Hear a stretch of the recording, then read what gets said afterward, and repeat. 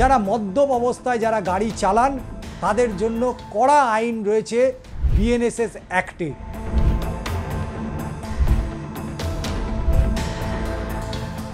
বিভিন্ন ধরনের আইন রয়েছে, তবে সেই আইন যদি কেউ ভাঙে তার নির্দিষ্ট ফাইন আছে, জেল জরিমানাও আছে। সারা ভারতবর্ষ জুড়ে বিভিন্ন রাজ্য কেন্দ্রশাসিত অঞ্চলে বিভিন্ন সময় নানান ধরনের অপরাধমূলক কাজ মাঝে মধ্যেই শোনা যায়। তার মধ্যে সবথেকে বেশি যেটা হয় সেটা হচ্ছে মদ্যপ অবস্থায় গাড়ি চালানো। মদ্যপ অবস্থায় 4 চাকা থেকে শুরু করে 2 চাকা প্রতিটা ক্ষেত্রেই আমরা দেখেছি যে বিভিন্ন ধরনের যে ট্রাফিক আইন, সেই আইন শুধু ভাঙা নয়, কখনো কখনো মানুষকে এমন ধাক্কা মারে সেই ধাক্কায় মানুষের মৃত্যু পর্যন্ত ঘটে যায়। এবং এই যারা মদ্যপ অবস্থায় যারা গাড়ি চালান তাদের জন্য কড়া আইন রয়েছে বিএনএসএস অ্যাক্টে। এবং এই বিএনএসএস অ্যাক্টে যে আইন, সেই আইনে একদিকে আর্থিক জরিমানার কথাও যেমন বলা হয়েছে তার সর্বোচ্চ সাজা কতদিন পেতে পারে। এই রকম একটা ঘটনা, যে ঘটনা অবশ্যই সাম্প্রতিককালে নয়, অতীতেও এই ধরনের নির্দেশ কোনো আদালত কিন্তু দেয়নি। কিন্তু এই মদ্যপ অবস্থায় গাড়ি চালানোর পরে একজন ব্যক্তিকে যে সাজা আদালত দিয়েছে তা অবশ্যই নজিরবিহীন বলেই মনে করা হচ্ছে। কী অভিযোগ ছিল, কেন তাকে এই ধরনের মূলত ফাইন করার হয়েছে, এবং সেইটা নিয়েই মূলত আলোচনা। মদ্যপ চালকদের জন্য কড়া বার্তা, নিজে করুন প্রচার। পুনে আদালতে সচেতনতার শাস্তি ভাইরাল। মদ্যপ অবস্থায় গাড়ি চালানোর মতো গুরুতর অপরাধের জন্য এবার অভিনব শাস্তি দিল পুনের একটি আদালত। গত 22 তারিখ পিম্পিরি চিঞ্জিওয়াড়া পুলিশের হিঞ্জাওয়াড়ি ট্রাফিক পুলিশ কর্তৃপক্ষ মদ্যপ অবস্থায় গাড়ি চালানোর অভিযোগে ধরা পড়ে এক ব্যক্তি, এবং এই নজিরবিহীন শাস্তি দেওয়া হয়েছিল তাকেই।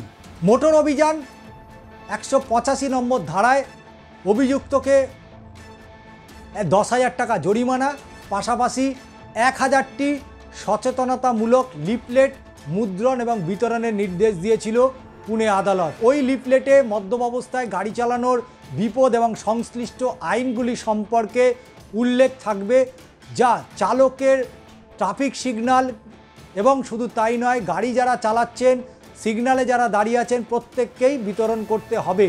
পিম্পিরি চিঙ্গাওয়াড়ারে ডেপুটি পুলিশ কমিশনার বিবেক পাতিল তিনি জানিয়েছেন 10,000 টাকা জরিমানা ছাড়াও আদালত ভারতীয় নাগরিক সুরক্ষা সংহতি বিএনএসএস 2023-এর 23 নম্বর ধারা ব্যবহার করে কমিউনিটি সার্ভিসকে নির্দেশ দিয়েছেন।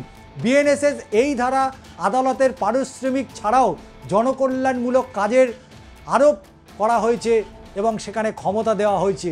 পুলিশ সূত্রে যেটা জানা গিয়েছে, সাজাপ্রাপ্ত ওই ব্যক্তিকে আগামী 5 দিনের মধ্যে লিফলেট বিলি করতে হবে, এবং শুধু তাই নয়, জরিমানা দিতে ব্যর্থ হলে তাকে 10 দিনের কারাদণ্ড পর্যন্ত দিতে পারে।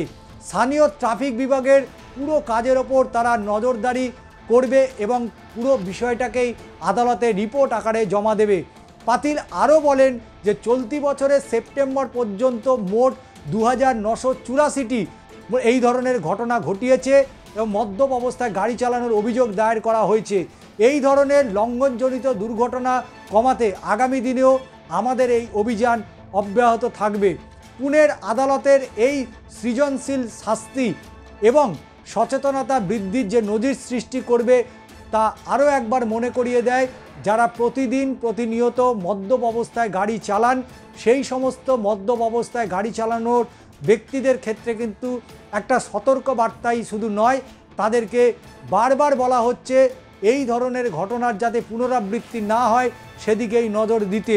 এবং সারা রাজ্যে বিভিন্ন জায়গায়, সারা দেশের বিভিন্ন জায়গায় বিভিন্ন সময় আমরা দেখেছি যে এই ধরনের ঘটনা প্রায়শই ঘটে থাকে, এবং যারা এই ধরনের ঘটনা ঘটান পুলিশ তাদের বিরুদ্ধে আইনানুগ ব্যবস্থা নেয়।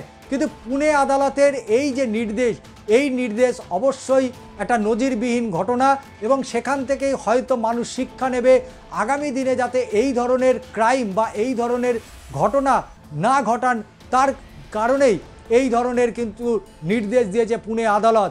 অর্থাৎ আপনি যে অপরাধ করেছেন সেই অপরাধের জন্য আর্থিক জরিমানা তো আপনাকে করাই হলো, এবং সামাজিকভাবে আপনার একটা দায় দায়িত্ব থেকে যায়। আপনি যে অপরাধ করেছেন সেই অপরাধ যাতে অন্য কোনো ব্যক্তি যাতে না করে, সেই কারণে এই রকম 1000 লিফলেট যেটাকে বিলি করার নির্দেশ দিয়েছিল আদালত। এবং শুধু তাই নয়, এই লিফলেট মূলত যেগুলো ট্রাফিক সিগন্যাল রয়েছে সেখানে বিলি করতে হবে, এবং তার পাশাপাশি যারা গাড়ি চালক তাদেরকেও কিন্তু এই লিফলেট বিলি করতে হবে। এমনই নজিরবিহীন নির্দেশ দিয়েছিল পুনে আদালত।